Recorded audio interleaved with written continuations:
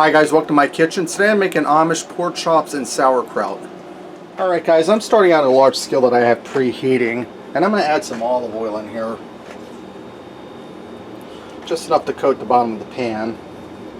You can use any kind of oil you like, it's just I prefer olive oil. It's more heart healthy. Now I have some really thin sliced boneless pork chops.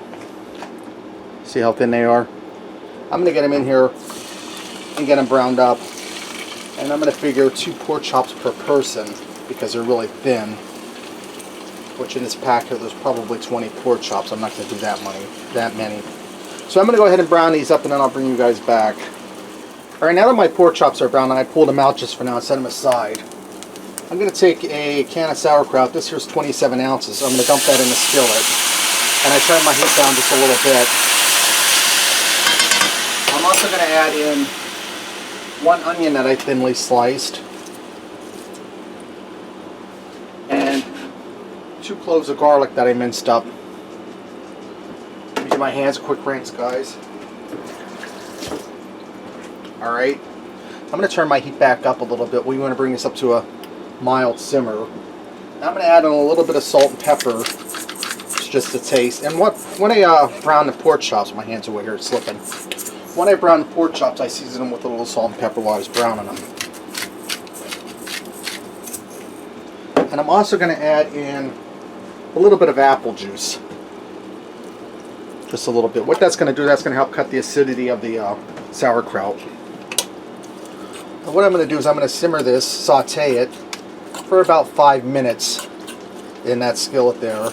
And I'm scraping up the goodness off the bottom of the pan because that's going to add really good flavor, guys. The bits I have brown on there.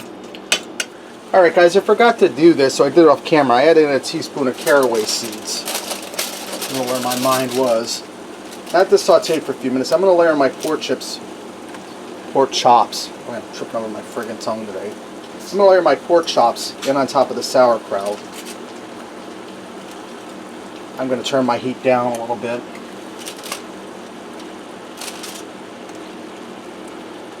Alright.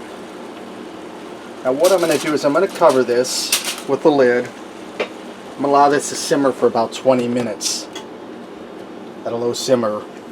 That'll make them pork chops nice and tender, and it'll help make the flavors blend together well. Alright guys, this is done. Let's go ahead and fix up a plate and see what we got.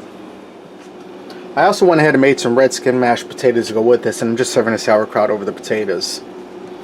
Go ahead and get into one of these pork chops. Should have got a knife, but that's right. Really good, well seasoned. Gets that sauerkraut flavor right through the pork chop. Let me try a little bit of that sauerkraut on these potatoes. You'll get some, Noel. Hold on. My dog wants some. Sauerkraut's really good. It tastes like it's been baking in the oven for 3 or 4 hours. You taste that caraway seed. Now that's a unique flavor. If you really don't care for caraway seed, or you're kind of afraid to try it, you can totally leave it out. That's optional. Alright guys, there you have it. Amish pork chops and sauerkraut. Give it a try. Thanks for watching, and until next time, I'll see ya.